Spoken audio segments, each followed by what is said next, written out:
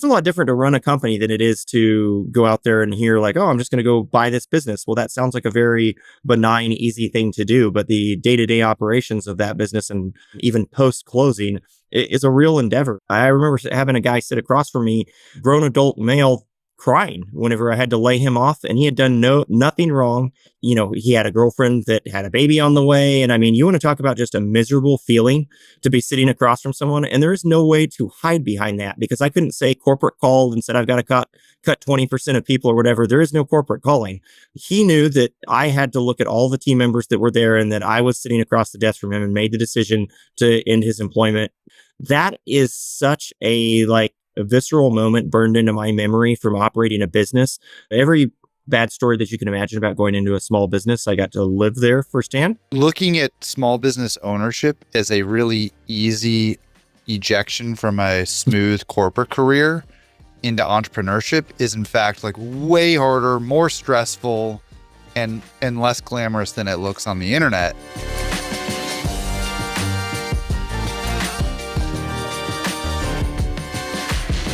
Newco Risk is a specialized insurance brokerage focused on the needs of financial sponsors, including private equity firms, independent sponsors, and search fund buyers, and the companies they acquire. Bay Business Group is your plug-and-play finance and accounting team. They handle all the unsexy but critical accounting stuff: bookkeeping, payroll, bill pay, invoicing, and budgeting, using modern cloud tools with clean weekly and monthly reports. Small businesses do not need more fixed costs and more headcount. They need some staff accountant support, some controller support, and some CFO support. This is what they do. All of their clients get a dedicated controller/CFO, an accountant who knows their business, meets with you regularly, and helps you make better decisions. Owned and operated by former searchers and former big PE accounting due diligence providers. Welcome back to The Intentional Owner. This is Kaustubh Deo with Sam Rosati as always, and a special guest today, Jacob Hall. Jacob, hello. Hey, Jacob. Hey, hi, everybody. So Jacob is actually in my house, just downstairs. If you're on YouTube, you would recognize the background as that is our living room, but I'm sitting upstairs in the bedroom so our mics don't pick each other up. So why the heck are you guys in Seattle? Or I should say, why is Jacob in Seattle? Yes, it's a good question. So basically, Jacob gave a keynote at SM Bash, which you missed unbelievably rudely. I was trying to give you some airspace to do a promo of your Seattle ETA group, and here you are. No, I'm getting getting to that. Yeah, I know. I can do both. don't hold me back. Anyways, Jacob gave this great keynote speech at SM Bash. And so I reached out to him saying, hey, we have this ETA SMB group in Seattle that I loosely coordinate, which by the way is more official now because we have a meetup group now because I got tired of running just it all off of an email list. And so I invited him to come out here. He very graciously agreed to come, do his talk basically here in Seattle. So flew in last night. We're hanging out today. And then the talk is later this evening. And we should have 50 to 60 people there, hopefully, based on the RSVPs. I guess we'll see. Yeah. And sponsored, I will give the free sponsored, but they actually paid for this to the ETA group. Lisa and Sarah at Northwest Bank and Avneet at Tree Walk. Both they're supporting the talk to help cover Jacob's travel, cover the venue, cover the beer and wine. And then that way the searchers can come for free, which is pretty cool. That's awesome. Jacob, That's cool that you went out to the Pac Northwest. And I don't know if you want to should we do the scare people on the pod and then lift them up tonight in person? I guess the timing won't work. It's not like people will be listening. No, this is coming later. Yeah, exactly. Yeah, that's the shame. You're going to scare people twice. We'll scare them now. We'll scare them again later. It's all good. Constant fear. That's always a great thing to be associated with. Correct. Okay, but Jacob, give us the 5 minute, how you ended up in this world. Give us the background. Yeah. So most of my career has been in operations. So I kind of backed into the investing world. So now maybe to start with the end in mind, I run an investment firm focused on partnering with primarily self-funded searchers and some smaller independent sponsors, doing minority investments into their deals. But my career has really been in the operations world most entirely. So my undergraduate degree is in mechanical engineering.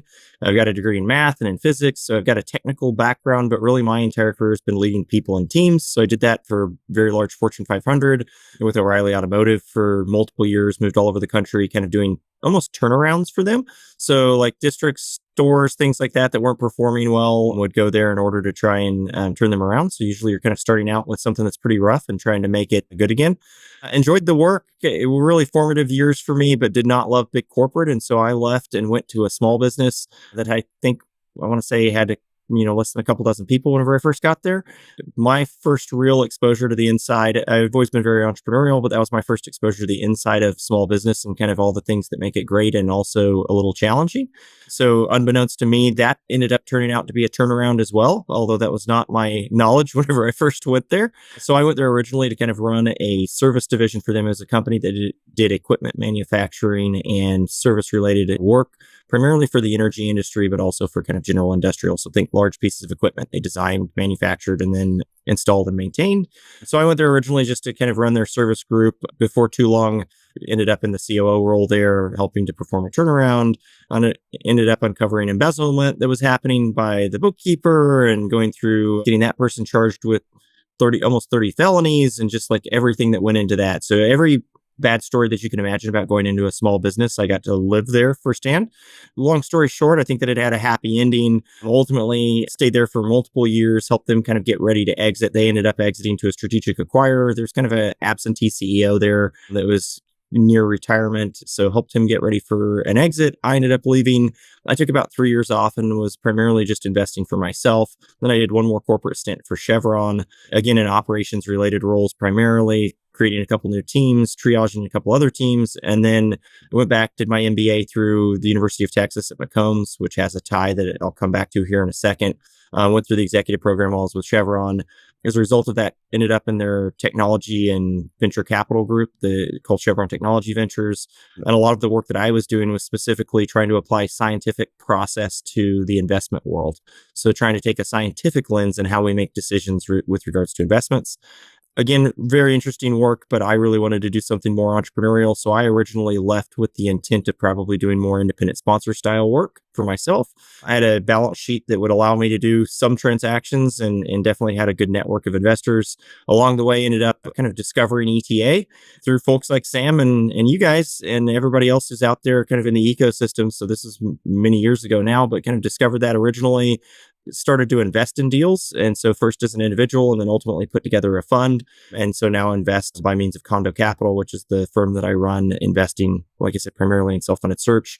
Also through my affiliation with McCombs at the University of Texas, I got invited to be on their board for MBA programs. And so it stayed very involved with the business school and ultimately got the opportunity to help create the ETA program for McCombs. And so I also teach there during the semester. I teach a class that I helped develop on entrepreneurship through acquisition, where we do a practicum. So we kind of go through the entire life cycle of developing a thesis all the way through closing in first 90 days of operating. So that lets me scratch the mentorship itch a little bit that I don't necessarily get to directly always in the investor role. So that was a long-winded way of saying I'm an operator by heart. And that's what all my experience has really been in, other than some, the last 5 or 6 years more in the professional investing space, but still look at things through an operator's lens and try and help people out with that in mind. Nice. It's kind of the opposite for me, right? I'm an investor at heart, but I'm in the operating seat now. And I am starting to love and enjoy operating way more, but that's interesting. Like my gut is that investing is easier to learn than operating. So like it's more valuable to have gone through the operating side, but maybe that's just because I feel what I don't know on the operating side. I think that's my thesis anyway. I think that the operating piece is so hard that if you can apply that lens to the investing world, the numbers usually are some of the easier things to figure out. I think at the end of the day, it's the people and it's the process and figuring out what's going on inside of a business. That's the kind of where the tough work occurs. So it's just a different angle. I think that there's no one right way, but it serves me well, I think, for working with entrepreneurs, especially in the small business world where it's pretty applicable. And for Kando Cap, do you pronounce it Kondo or Kando? So it's let me give a quick plug for where the name came from. So it's actually a Japanese word. So I think that the closest pronunciation I've been given is close to kondo. And it actually describes an emotion for which there's not a direct English translation. So it describes an emotion whenever you find something that is of great quality or value. And so I ended up discovering this through one of the books that I was reading and really just loved that because it reminded me of the feeling whenever you find this investment opportunity or this company and you really just have almost an emotional or visceral response to the opportunity that's there and you kind of feel it in your bones. So Kando Capital is how it's pronounced, but I get it Kando, Kando, any variation of it, it doesn't matter to me. It's as long as somebody's saying it, I guess. Yep. That's so not mechanical engineering of you. Yeah, I know that is I'm an odd duck, you know. I've lived a couple different lives. I feel like at this point, so I'm still lucky to have any of my hair. I think, given all the different experiences. Hey, don't worry, I'm probably headed that way, I have Sam. some here. We got it. All right, so Jacob, let me just and also frame Kando is mostly doing self-funded acquisitions by entrepreneurs, being a minority equity check, and then a tiny bit of indie sponsor or other. Yeah, we'll do some kind of independent sponsor stuff too on the smaller end of independent sponsor deals. So think probably 25 million or smaller in enterprise value. So that world that is kind of larger than what you would generally think of for self-funded search. We tend to gravitate more towards the kind of owner operated stuff, even if it is structured as an independent sponsor. But yeah, that is kind of the flexible piece of the portfolio. So we kind of have two different styles of investments that are inside the portfolio, but most of the work right now is around self-funded search. Got it. And so Kaustubh and I don't have perfect info, but we think most of our listeners are in that bucket of self-funded, very, searcher, maybe under LOI, a lot of operators, investors, but definitely like a self-funded ETA focus. And maybe that's the bent. To frame it a little bit more, how many opportunities did you look at in the whatever it is, last year, last month, whatever? So it varies. We do get kind of some up and down, but I would say in a general week, we'll look somewhere between 8 and 12 opportunities a week, every single week. And so that might be something as simple as a quick 5-minute review that we realize really quickly is just not a fit for us, which is often the case. Maybe, it's kind of like Goldilocks, too big, too small, maybe some industry that is just not really attractive to us for one reason or another. So most of the time ends up getting spent on a relatively small selection of those deals. So if we look at 10 deals, there might be 2 of those that are really kind of a fit for us and what we think makes a good investable opportunity. And then, so we look at around 100 investments for every one that we make. So it is a, pretty large top of funnel versus how many we're actually partnering with at the end of the day. And so okay, let's actually go through that funnel. I would say hundreds and hundreds and hundreds is how many we look through in a year. Yeah, so actually that's a great. So if you do something like 10 a week, so like 500 a year, obviously not exactly, and you look at like 2 seriously a week, and so that's like 100 serious looks a year. How many like deals are you guys? What's the pacing? Yeah, so we're trying to the pace for our fund is deploying into 6 to 9 deals per year is the target pace for us. So that usually looks like something every month and a half to 2 months we're investing in a new deal. It doesn't always come as smoothly as that. Sometimes it's a lot at once or nothing at all for periods of time, but that's kind of the general pacing that we're trying to target.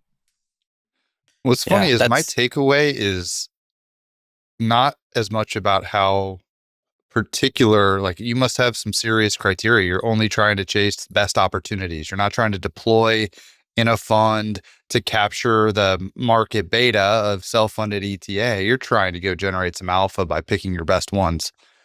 But are the deals that you're looking seriously at, or all of them under LOI, or are you counting pre-LOI opportunities? So the vast majority that we look at seriously are usually under LOI just because, or at least very close to that. So we'll talk to, and we're very comfortable talking with searchers that are not under LOI yet, but that maybe have a very serious look at a deal. And so those, we don't really differentiate from them from a count perspective, but we're not usually looking at early stage stuff of where somebody's just throwing things against the walls, trying to see what spaghetti sticks, which I just don't have the bandwidth to be able to do those. So usually they're either kind of really approaching a strong LOI or a second version of an LOI, or the vast majority that are under LOI and that we're just evaluating them as a potential investment. Yeah. There's 500, give or take 100 opportunities you're seeing that are highly actionable as an investor. And you're one of maybe what I would consider top 5 highly reputable fund investors in self-funded ETA.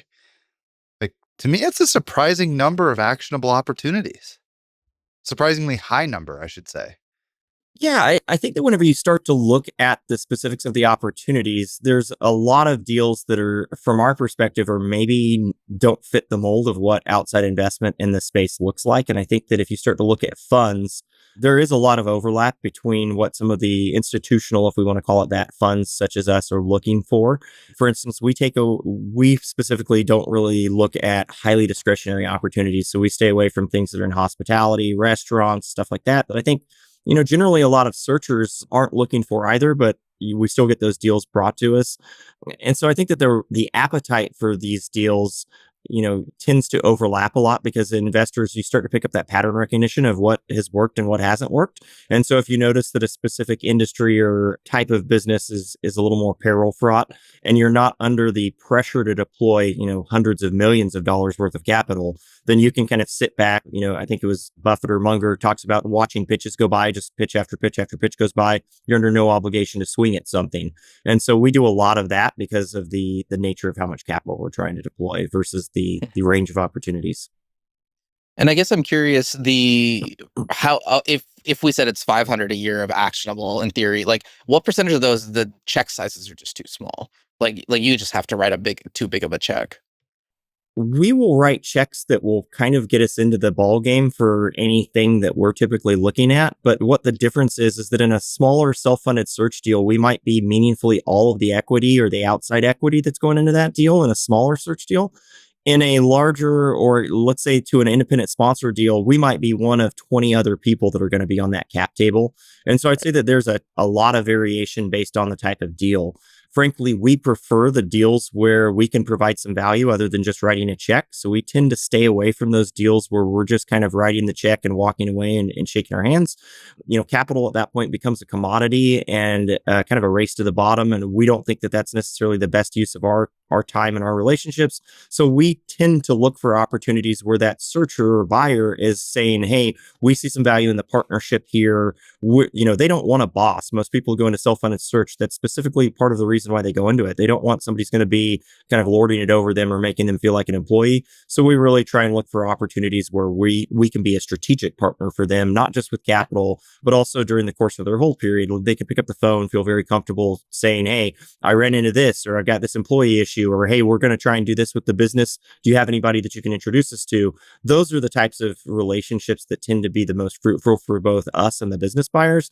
The ones where the deal is so large that we're just writing a check and that's it, or where the person believes that they have it all figured out and that there's nothing to be gained, then that's probably not a fit for both sides in that particular scenario, and we tend to avoid it altogether. Yeah, I have 1,000,001 questions about the fund model, like as a business, but that's probably not the focus. But I have so many questions that I could go down this path. I'll ask you over lunch instead.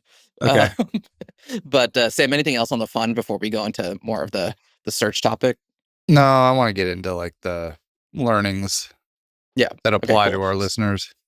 Yeah. So basically, I mean, the context here for folks who weren't at SM Bash was Jacob, despite obviously being very long self-funded search, because this whole business is based on investing in self-funded search, gave a pretty sobering talk at SM Bash about how the playbook of 2019 to 2021 in self-funded search just doesn't quite work anymore. And so, Jacob, maybe do you want to do the quick kind of maybe the Four Horsemen? You talked about the highlights as to why you think it doesn't work, but then we can move on pretty quickly into like, so then what? Yeah. But I'd like to give folks kind of that context. Yeah, and I'd love to give a little bit of background into how that came about, because to your point, I am very bullish on the space and see a lot of opportunity there. Whenever the great folks at SM Bash reached out to me, they gave to ask me if I'd be interested in being a keynote speaker. I asked them if they had kind of a specific topic in mind, and they were kind enough to kind of give me some latitude given my exposure to the space, both on the education side and in the investing side. They said, hey, which topics do you think are really timely and relevant for the audience?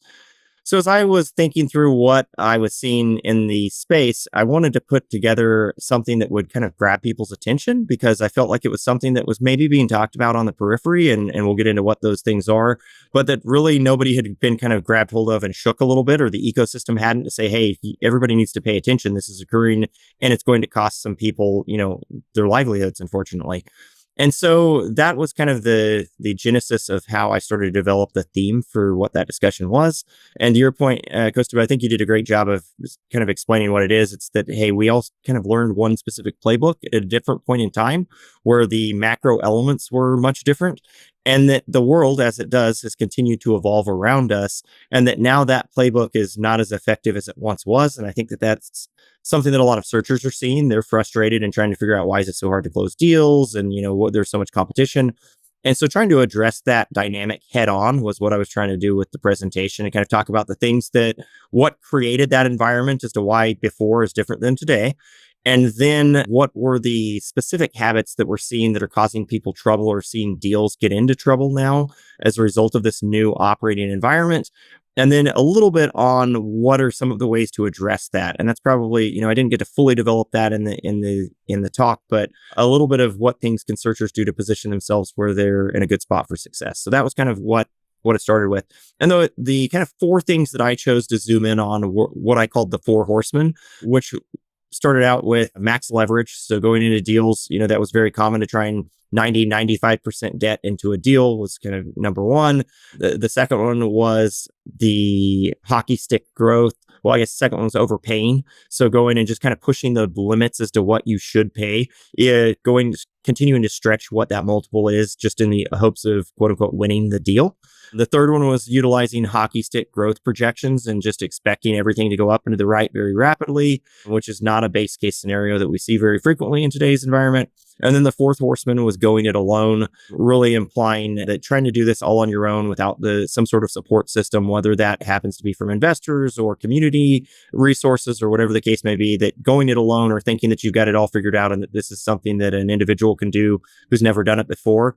They definitely can, but probably that's not the easy button for success. And so trying to talk a little bit about how to position themselves well for success. So those were kind of the four things that we continue to see occurring and that we were trying to address head on, because specifically those were the items that we think are positioning deals today for failure and that might have worked in an environment multiple years ago where it was less competitive, where interest rates were lower and a lot of different things were going on. But in today's environment, no longer makes sense in our opinion. And so we're trying to kind of shake people's attention to say, searchers, this may not be what worked before may not work today. And here's some reasons why. And I remember those days. It wasn't that long ago. It feels like when you could source deal flow almost exclusively from business brokers. You could expect to pay 3 to 4 times for a business that had decent revenue quality and not a bunch of, big risk factors like customer concentration or end market concentration. And then because you bought it for 3 to 4, putting 90% loan to purchase price on it, like the math worked. Yeah. And you didn't even have to have the hockey stick projections around revenue growth, gross and net margins, none of that. It all was the base case worked perfectly fine. But now, at least what I'm seeing, like the 3 to 4 has become 4 to 5. Therefore, the DSCR doesn't work for your lender if you're going to put 90% loan to purchase price on it. So how do you make the math work? You probably have to raise more equity. And therefore, the independent sort of agency-minded entrepreneur now isn't going to own 90% of the equity. They're going to own 50 or 60. I think that's the obvious part. I want to know, what are the non-obvious parts that you're seeing in both your deal flow and your portfolio? Wow, that is an open question there.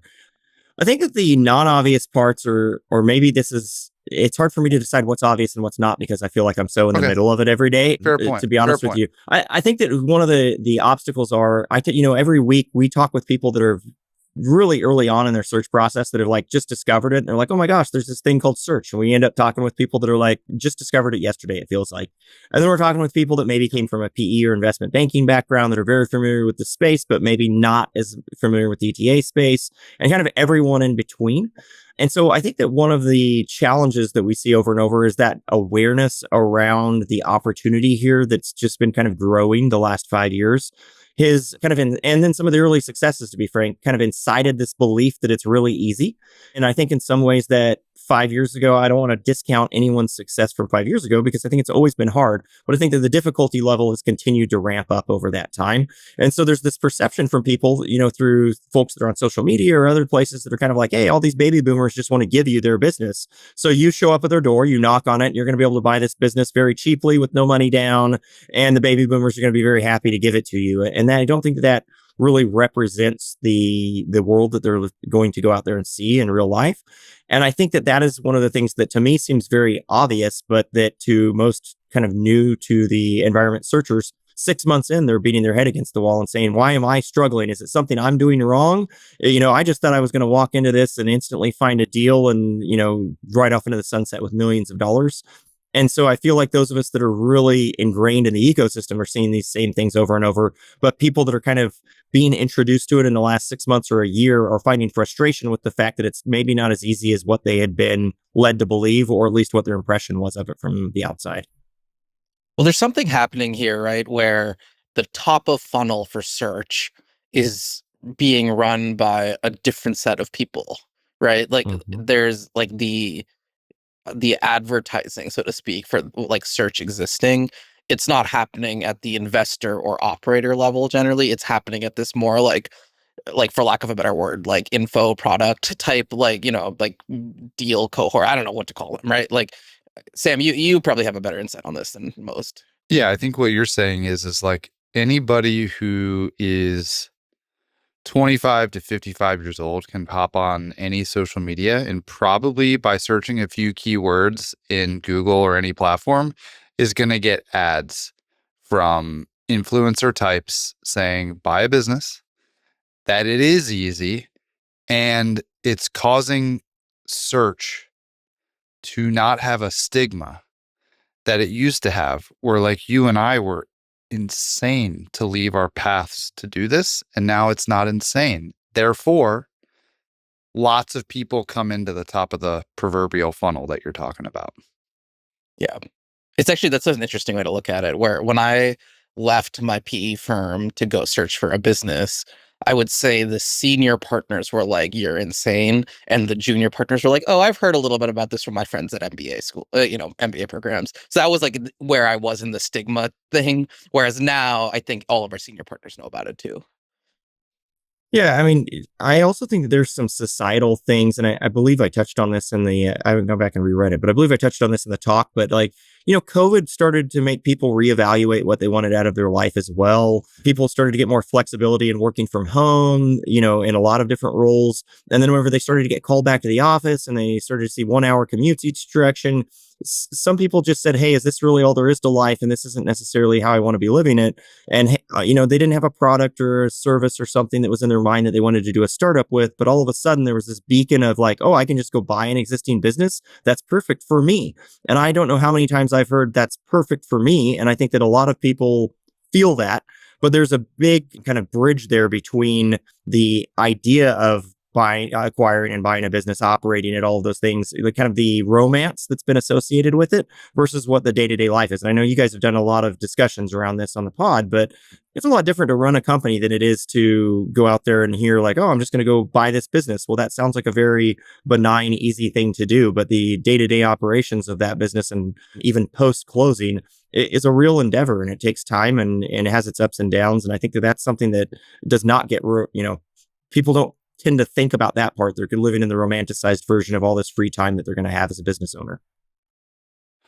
So maybe that's one of the non-obvious takeaways is people come into this after reading the HBR guide and clicking around the internet. The reality is on the street, actually finding a decent business and getting a deal done is exceptionally hard.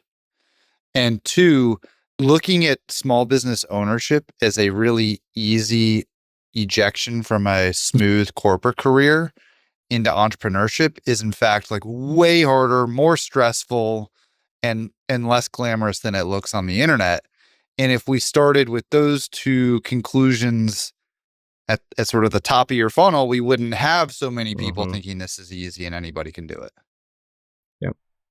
Yeah, I think it also creates a little bit of a downward spiral where there are all the new entrants or interest in buying a business. You've got a lot of people that are, in the car buying world, you'd call a tire kicker who's coming around, who's like kind of interested. Maybe they're throwing out an LOI. They're kind of passively looking for a business. Well, that just creates noise around those people that are really committed to this process. And so it makes it even harder for the people that are being intentional and thoughtful about going out and acquiring a business, because now all of a sudden it seems as if there's 10 times as many buyers for this one business. Now, at the end of the day, can that person really facilitate the transaction? Can they come up with the capital? Are they going to be able to close and sign on the dotted line? Maybe, maybe not. But I think that from the seller's perspective, they're the pretty girl at the prom all of a sudden. And so they've got an awful lot of inbound interest. And it makes the process of getting a deal closed, even for a really great quality buyer, much more difficult. So I'm curious then, right? Like you're seeing good deals come across the plate, right? And you guys are continuing to invest, right? Like what is separating those searchers, the ones who are bringing you deals you like? Yeah, that is a good question. So I think that the ones that we have seen success with are doing a couple things exceptionally well. One of them, they're really figuring out like what their edge is. And so you hear edge a lot in investing, but I think that it applies in this space too. If you want to go out and you want to buy a business, doesn't mean that you have to have that industry vertical experience. But I do think that it's important that you figure out some way that your background, your skills and experience, the type of business that you can really see yourself running and be excited about has some fit to your background. So the way that that plays out in a conversation is quite frequently someone will bring us a business and will say, yeah, this is a great business. Why is it a great business for you? And if it's a great business, then there should be some for them. There should be some differentiator about why it's a fit for them as a buyer. Because if it's a great business for Sam and it's a great business for Jacob and it's a great business for Kaustubh, that chances are it's not, because each one of us has a little bit different background, a little bit different kind of interests and experience. And I think that buyers need to be kind of laser precise on the types of opportunities that are a good fit for them. I think you can't be overly restrictive and say, I only want this one little tiny box, or else you'll just never find that unicorn deal. But I do think that it's important that they don't just kind of cast a net so wide that they're like, oh, any great business is a great business for me. Because in reality, I don't find that to be true. The other thing that I think is really important is to lean into the personal side of being able to make some relationships. And I harp on this a lot because I think that EQ, or kind of that emotional intelligence, plays out in so many places in the business world, where you're going to see the ability to connect with people and communicate well kind of play out in the buying process with both the maybe brokers that you're interacting with, the seller. If you do find a business and you get it under LOI and you end up closing, it's going to play into your relationships and your roles with customers, with vendors, with your employees. Like, the ability to have a high emotional intelligence plays out all across the board in business. And so I really encourage people to think thoughtfully about how to utilize that, or like how to come across authentically in the search process specifically, and to try and, there's this push to make everything streamlined, and everybody wants to be able to push a button and have 10,000 emails go out and have, this process that it's very simple to follow. But I find that in this market, because of how competitive it is, the people that stand out are the ones that are able to make personal connections with a broker, with a seller, that are able to really get on their level. And even if they didn't come from that industry, be able to speak their language and be a human and connect with people on a human level. And I think that people are searching for that, especially in this day of AI and of technology. People are still looking for human relationships. And I think if you look at who the average seller is that most acquirers are looking at, especially if we're talking about the baby boom generation, these are folks that oftentimes put a lot of weight in relationships and in face-to-face discussions. And so if you're just firing out 10,000 emails to them, are you going to be successful? Maybe, maybe not. Some people find success with that. But I find that if you can find a way to make that personal connection with them, then you will have a much higher likelihood of success than if you're just this nameless, faceless, something, insert tree and name here, capital. Then you're probably not necessarily going to connect with that seller. 100%. I mean, I think more and more, even as a business owner, not only as a searcher, like having a strong IQ, not that useful. Like, Right. it just doesn't matter that much. Like, the problems you're solving as a business owner, it's a lot of small problems and rapid fire. It's actually not like you're solving a physics problem. You know what I mean? Like, but EQ, like, that is the whole ball game. And yet, when have we ever been taught how to improve our ability to have like EQ traits? that are on the spectrum of helping us be better business owners. Because all of what we're talking about is really EQ will help you get into a better business in theory, because you will communicate and relate to a seller better, and you will be chosen for a reason other than price.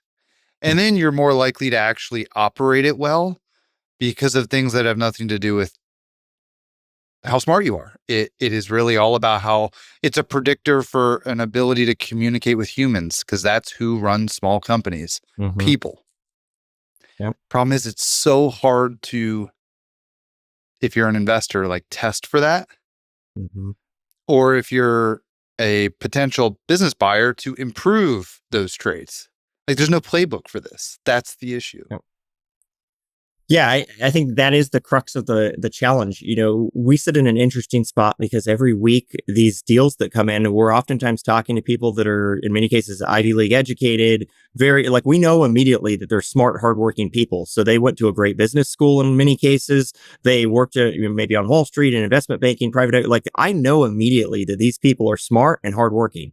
So that is, the lowest part of the bar for buying a business right now is smart and hardworking. So if you're not at least that, then maybe hang up from the podcast and move on.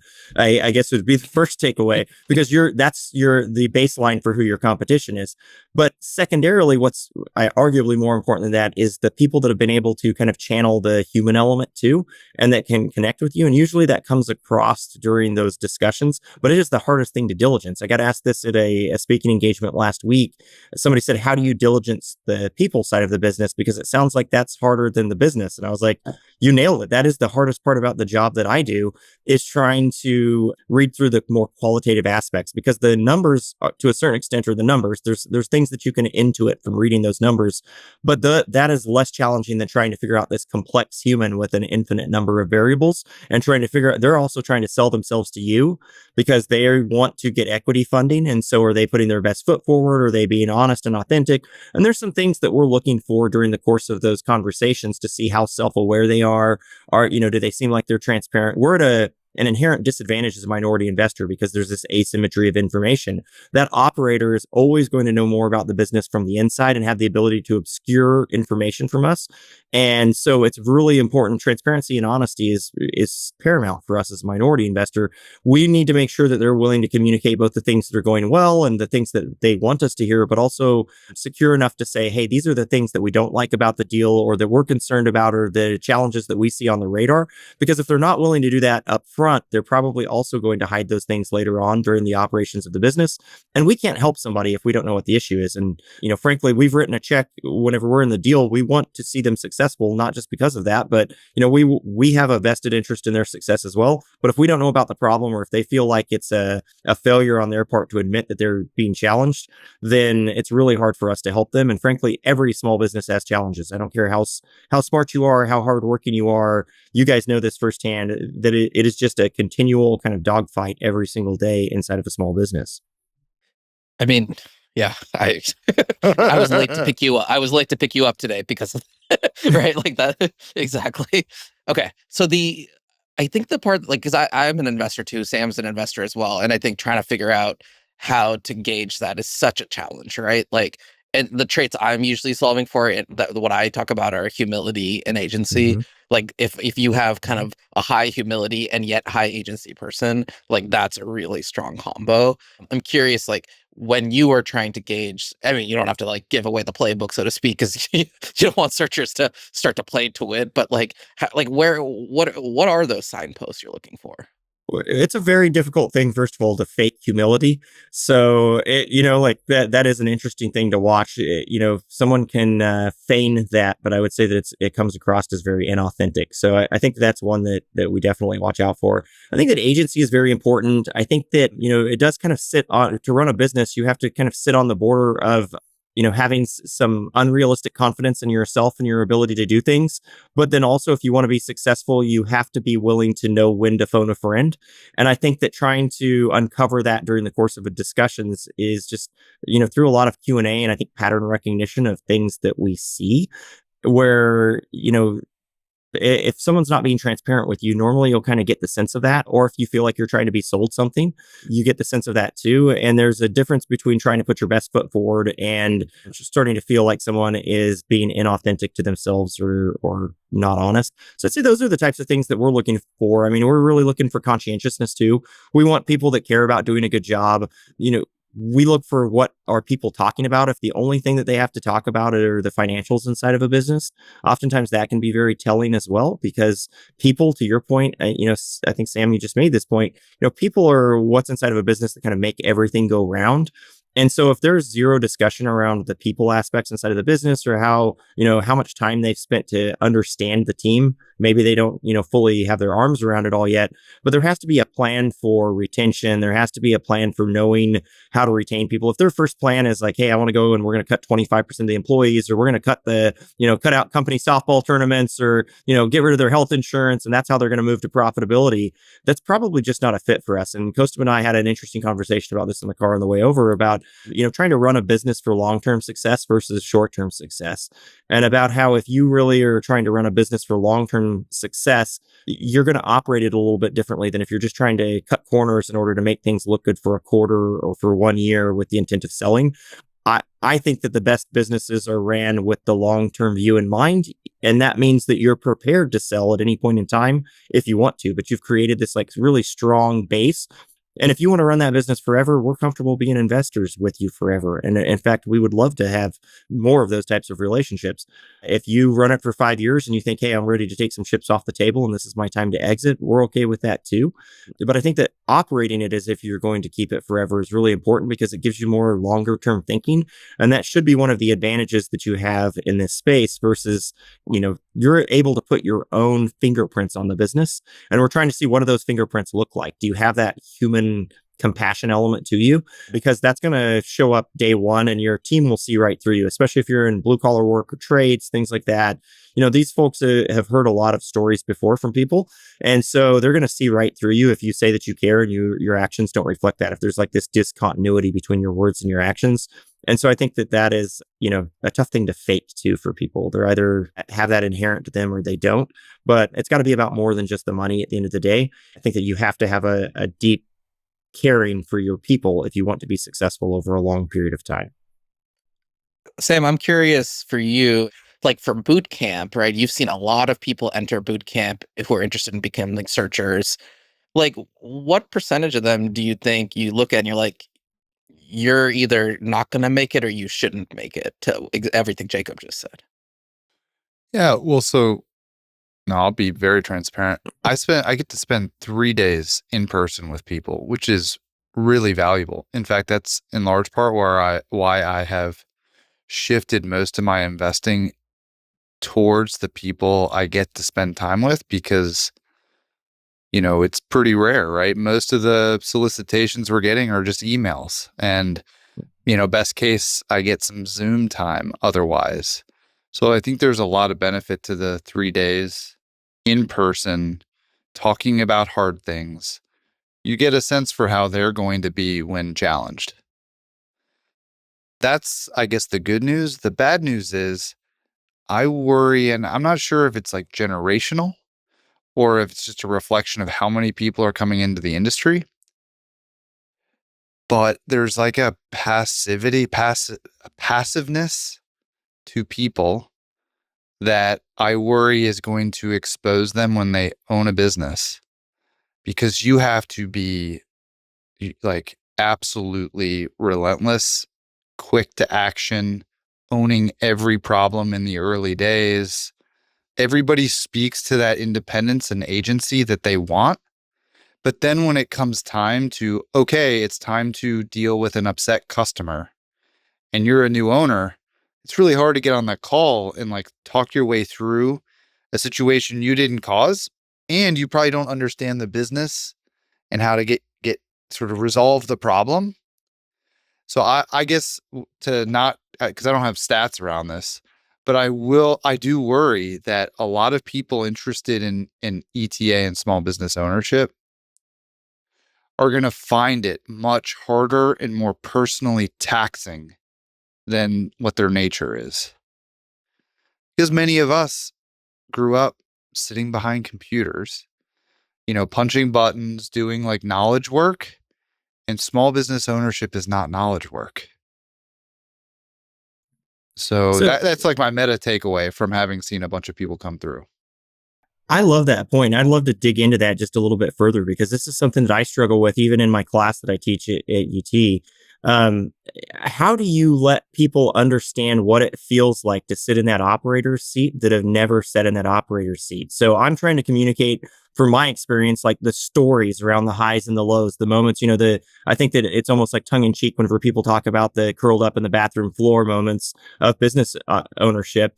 But those are real. And I think that, I think back to one story specifically for me where I mentioned that there was some fraud that had occurred that I uncovered.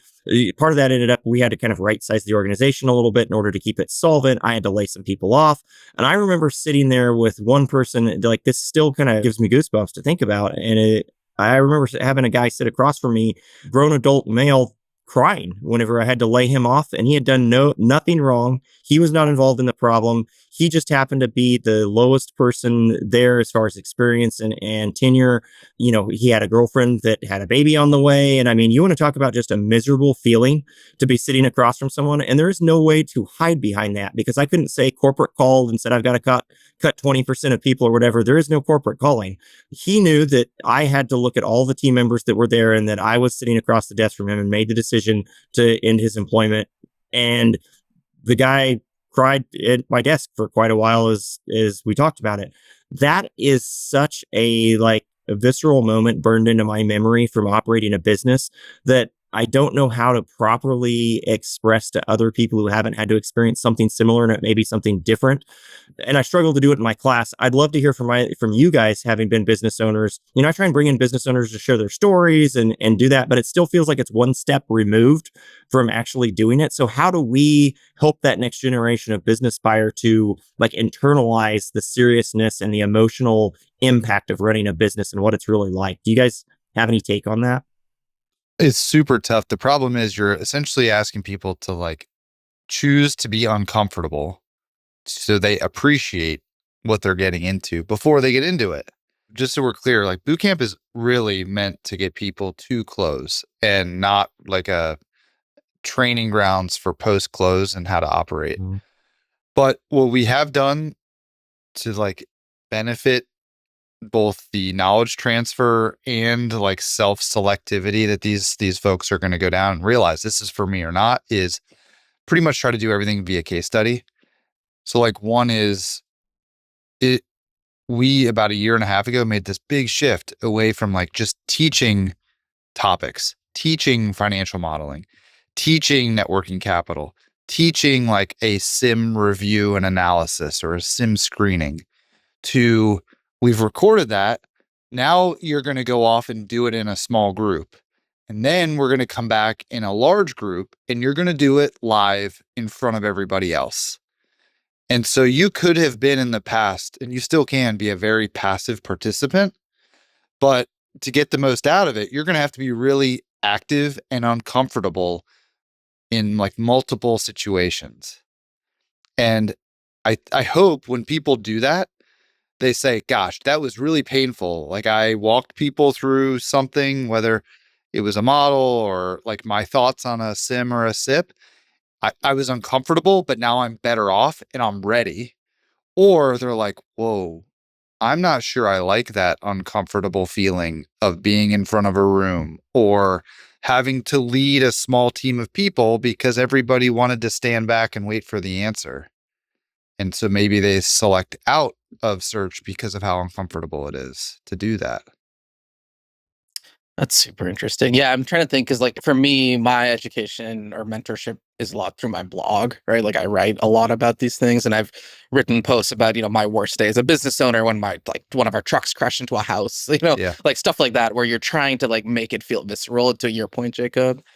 But yeah, it's how do you really bring somebody into that and test, is this really for them? I mean, one thing I did do, which I thought was actually pretty useful for us and for that searcher, was he came and worked for us for 3 weeks. So we did a little bit of an extended case study, right? That requires him to be able to actually work for 3 weeks for me. And so basically it was 1 week he was, or like first 3-4 days, he was on the cruise, just actually working in the field while, and then in the extra hours, he was basically looking at this software product I wanted to implement. Like we were on pen and paper at the time. I wanted to go to, a CRM, and I'd already selected it and all of that, but I needed somebody else to like actually do the implementation. So I gave him 3 days, like with the crew, 1 or 2 days with our sales team to learn how the business operates, then a week to learn the software and implement it, and then a week to teach our team and train them on it, which was super valuable to us, right? Like really hard and painful work. But I think for him was a really good, like, oh, like he was coming from Stripe, right? Where he where he had done knowledge work.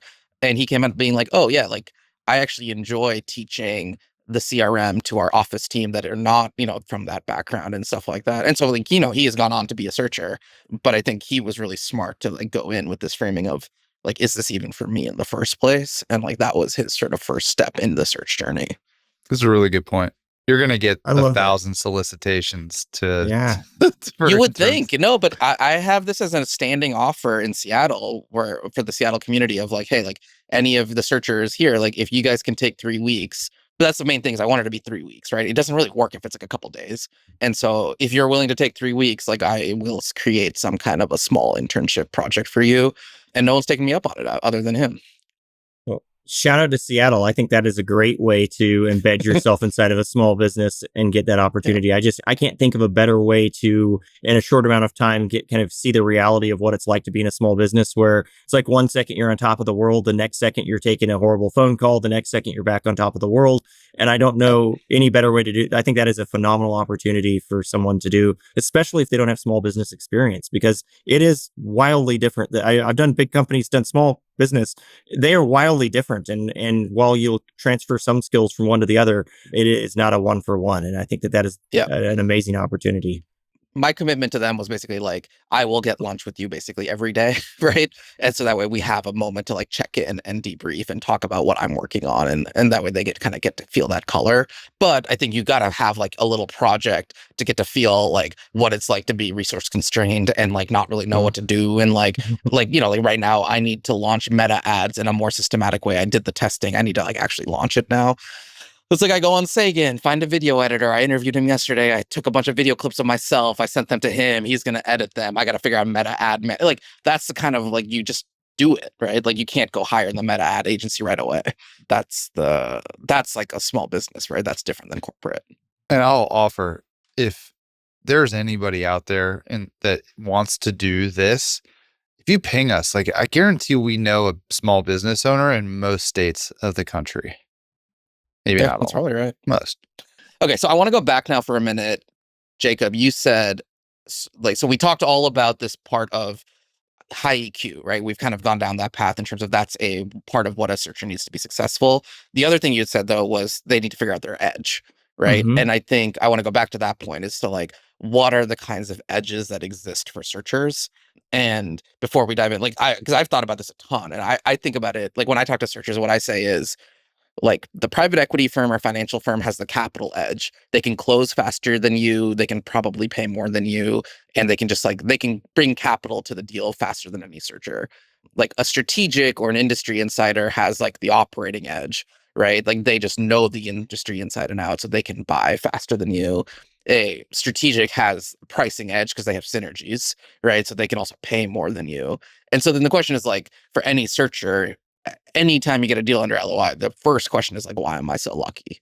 Right? Like, why did all of these quote unquote better buyers not win the deal? Why am I so lucky that I'm under LOI? And if a searcher can't articulate that, that means like they don't understand it yet.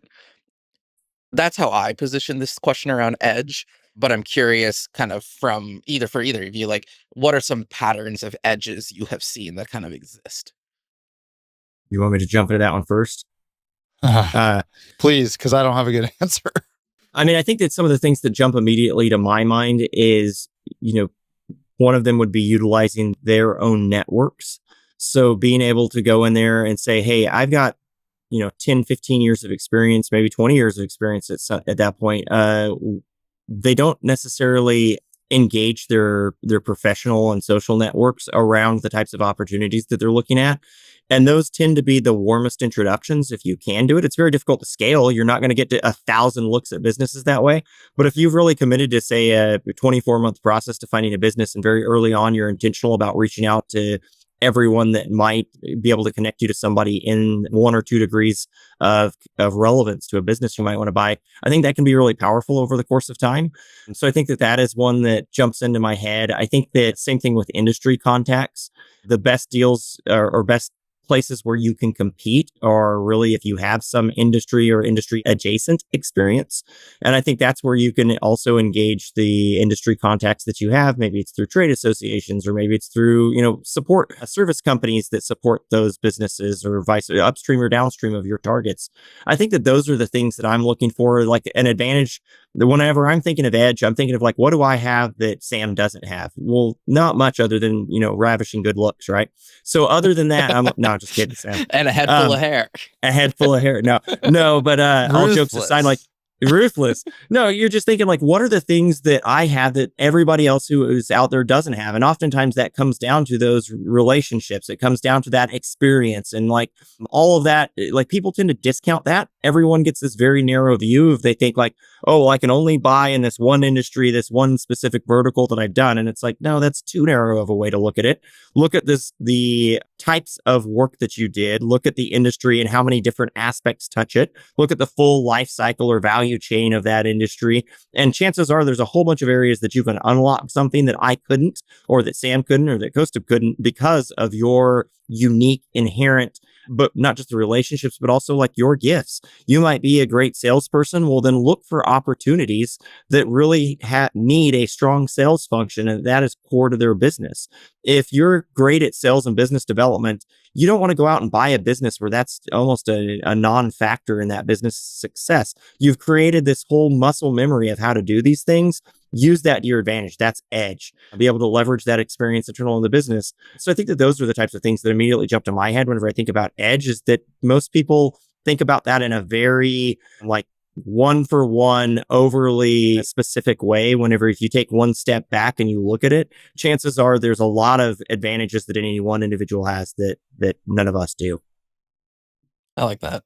When I was searching, coming from the finance background, where I really felt like I had no skills, right? Like I didn't come from any industry. Like that was like it like none. I didn't have like a professional network outside of finance. Like it felt limiting. And so the edge that I kind of painted for myself at the time was that I'm really good at due diligence. Like I am very fast at figuring out if an industry is good, or like when I say good, I mean like high quality in all the ways we think of as an investor.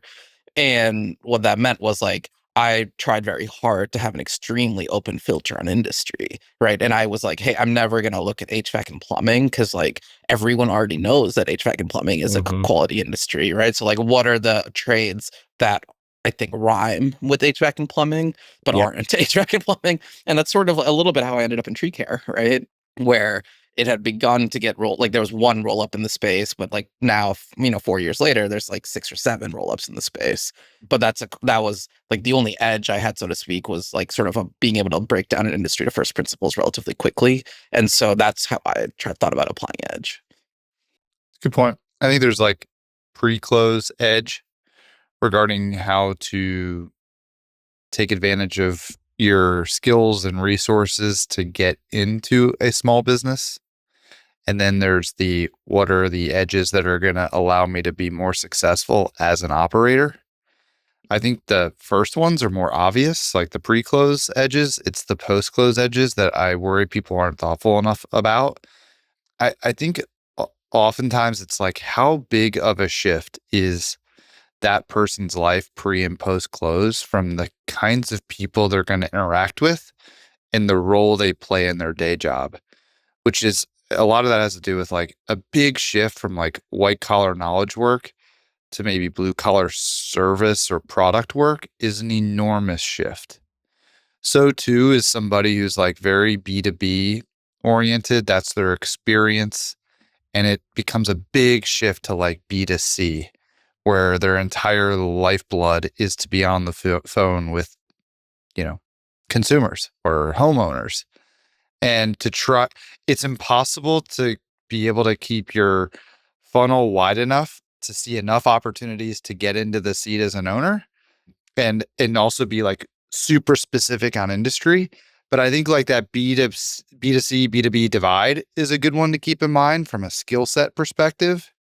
And then again, like I always imagine, okay, so 2 months in, everybody knows your name, you know their name.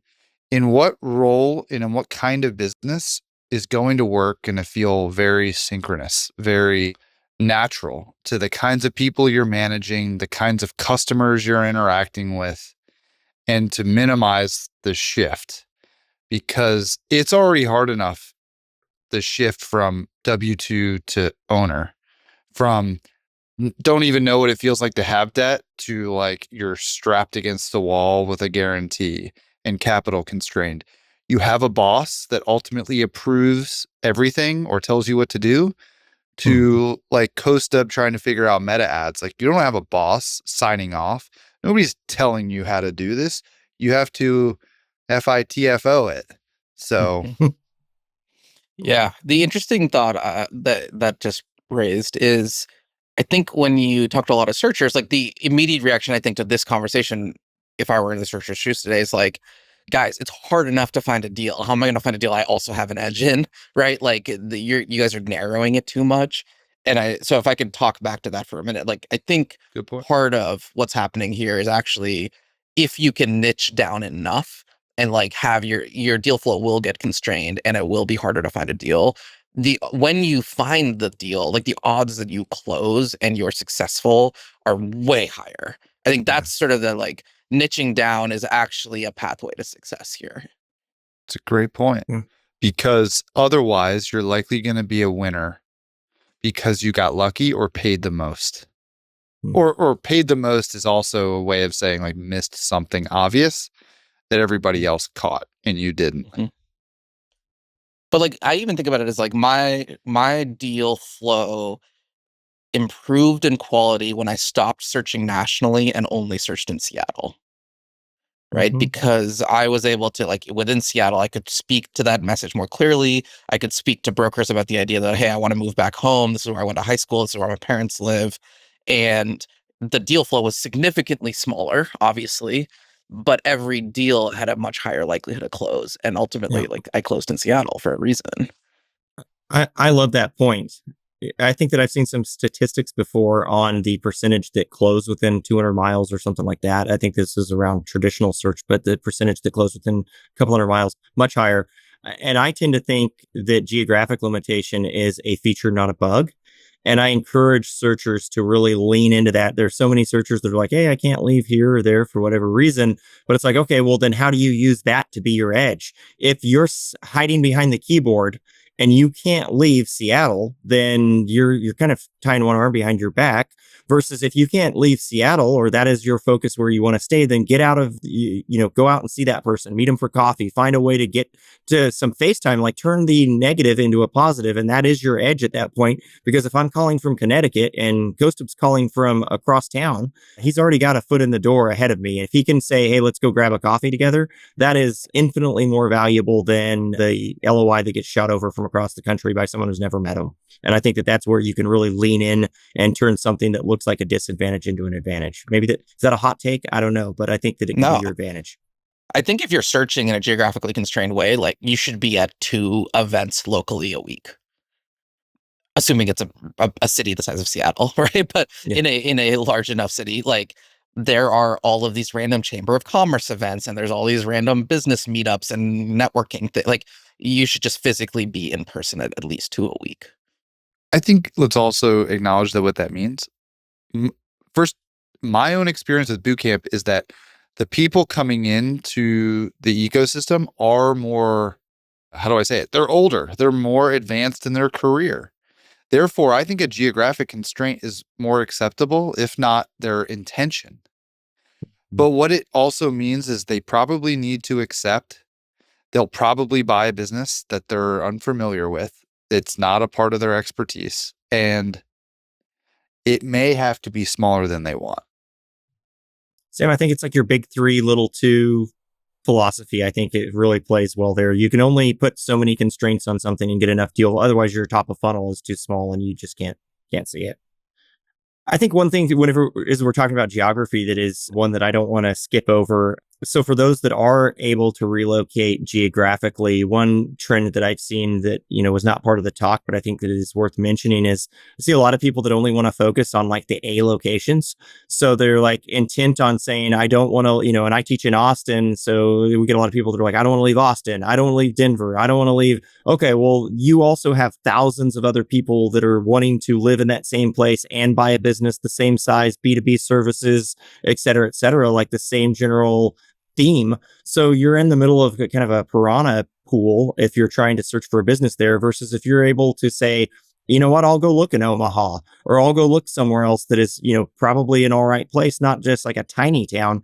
But I think there are still some great, like whenever we think back to 5 years ago, I think that there are still some great businesses that have those characteristics that we saw more broadly 5 years ago are in some of those B and C series markets, if you want to call them that, because there's not as many people saying, hey, this is like both where I want to live and also where I want to build a business.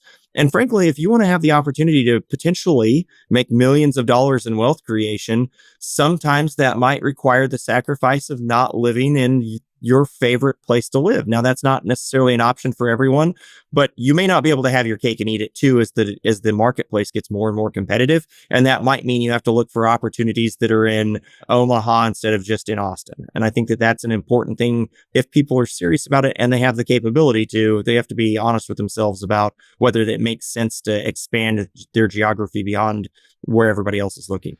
That's a good point. Oh, absolutely. I mean, the one complication is the kind of what you would call A-tier cities. They tend to have stronger economies, right? Yep. So you have this underlying tailwind if you are in that big economy. But if you can find the quote unquote B or C tiers that have strong economic tailwinds, Mm-hmm. amazing. That's the sweet spot, right? And that's where I think like some of the southeastern cities kind of fall into that bucket. Some of like the Omaha or like the Carolinas. Like there's a lot of that. Whereas like I do know from having talked to a couple of folks who've bought, they went really rural and there's just like not enough Oh, yeah. tailwind, there enough economic development that they are just capped out. I do think there's a lower limit to. Whenever I was running O'Reilly stores, we would have some of them that were out in very small communities. And I will tell you that the bane of my existence was trying to staff those stores where you're trying to find 15 or 20 people for somewhat of a specialty business, not necessarily the highest rate of pay and in the middle of nowhere in a tiny town. I just think forward to that in the small business world and think that can be a huge challenge for talent availability. And so I do think that there's a lower limit there of, if you've got a metropolitan area that's, 500,000 people or above, you've probably got a lot of people to pull off of. I would caution people about going to some place with 10,000 people because you may find an entirely different constraint. Even if your product is sold broadly beyond your local geography, the business itself may really struggle to scale or kind of be successful in a too small of a place. Would you ever invest in somebody who didn't live in the location of the small business they were buying or plan to move there in like very short order? Realistically, probably not unless they had a demonstrated track record of having been successful doing that in the past. Just the challenges of running a company. I think that, that sounds very appealing to people, but from my outside perspective as an investor, I want somebody who's really kind of all in committed to that opportunity, especially because there's usually this difference between the amount of capital we're putting in and the amount of capital that they're putting in. What I don't want to see is a situation where somebody's putting in $100,000 of their own money. You've got investors putting in $1 million of their own money, and they're somewhat quote unquote playing with house money at that point. There's very little kind of skin in the game or commitment to process at that point. So for us, probably not, unless there was some unique unicorn scenario. Now, there are some people that are very familiar with kind of running that commuting lifestyle, of, like from consulting, where maybe they're going to work Monday through Friday, fly back and forth with their family or whatever. I think that that's a little bit easier one to get around. I don't know how tenable that is forever, but I do think that that one maybe makes more sense. But everyone tends to underestimate the amount of time it's going to take the business and the amount of effort that it's going to take for the business transition and to get things kind of smoothed on their feet. So I would really be hesitant to anybody whose plan is, I'm going to spend 90 days here, 180 days here, and then I'm just going to be at home running this business remotely. Because frankly, if it was that easy to do it, I would just start doing that all the time. And we would have this pool of businesses that I own and operate remotely. I just don't think that it's quite that easy in practice. Agree. I just wanted to get that on Hard record. agree. Hard agree. No, that's good. Okay, so then before we wrap, where I wanted to end, Jacob, which is also what I will ask you tonight at the event, is given all this, search is hard. It is harder and harder. Deals are harder to come by, and it's more frustrating. Like, give the pep talk, right? Give searchers Yeah. like the why still do this? Why, like, give them a little bit of a hey, you can do this. Yeah, I think that the pep talk is those 8 to 12 deals a week that I'm looking at, that just because they're maybe not a fit for us for investment doesn't mean that all of those are bad deals or that people are getting bad deals or doing bad deals. I think that there's still a phenomenal amount of opportunity in this space, and there's going to continue to be that, especially in the next 5 to 10 years. I do believe that the demographic shift and the exiting baby boomers are going to continue to provide some tailwinds. I think that there are limitations to that. That does, as we discussed earlier, that doesn't mean that it's just people throwing you their business. But every week we see interesting deals. We see interesting acquisitions that are occurring. We're sitting back waiting for ones that are kind of a very specific set of characteristics. But I do think that there's phenomenal opportunity. I think that for many people, this is an opportunity to create wealth in a way that is just not accessible for them necessarily in a W-2 role for quite some period of time. I don't want that to be people's only focus, because I think, the days are long, and, if money is the only motivating factor for you, those 5 or 10 years that it might potentially take to even get there, and there's no guarantee of success, are not going to make the ride worth it for you if that's all that you care about is just dollars. But I do think that economically speaking, there's a tremendous amount of value that can be created, and a lot of wealth that can be created for someone in a way that helps them to kind of serve multiple purposes.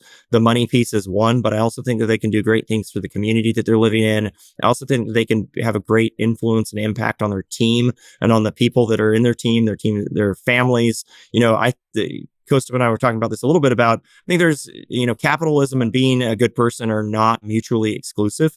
And I think that that's something that you get the capability to kind of say what your values are and follow through with them whenever you're a business owner, and you get to put your money where your mouth is. Every employee benefit, everything that you do in order to try and make that a better business, not just from financial performance, but for employee satisfaction and retention, all that costs you money as an owner, but is an opportunity for you to really live your values. And I think that that is a very rewarding part of business ownership that most people don't think about, is just the positive impact that you can have on people's lives, on their careers, on growth opportunities for them. And I think that that is a really meaningful part of the work that everyone who runs a small business does, and something that we should all be very proud of having a spot for, and kind of keep in our minds as something that we should all aspire to. I think that profitability is important, or else, we can't stay in business if we aren't profitable, right? But I think that that can be balanced with still being a good human and a good person, a good business leader, and trying your best to be a role model for balancing those two somewhat competing agendas. I love it. I do too. I thought about ending on a story about O'Reilly district manager buying a car from me. Oh, I guess my girlfriend's boy. But that was actually a much better place to end. That was really well said. I'll tell you that story over lunch. Awesome. Sam, anything left? I think that's great. Jacob, thanks for joining us. I know this was serendipitous, so I guess we made our own luck. Indeed. It was, yeah. It was great. Sweet. I enjoyed being here, and I had a great time being on the podcast and talking with you guys. Thanks for having me.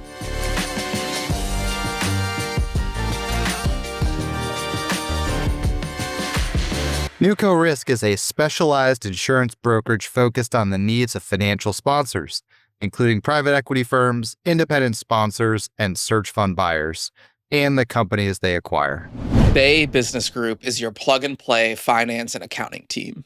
They handle all of the unsexy but critical accounting stuff: bookkeeping, payroll, bill pay, invoicing, and budgeting, using modern cloud tools with clean weekly and monthly reports. Small businesses do not need more fixed costs and more headcount. They need some staff accountant support, some controller support, and some CFO support. This is what they do. All of their clients get a dedicated controller/CFO, an accountant who knows their business, meets with you regularly, and helps you make better decisions. Owned and operated by former searchers and former big PE accounting due diligence providers.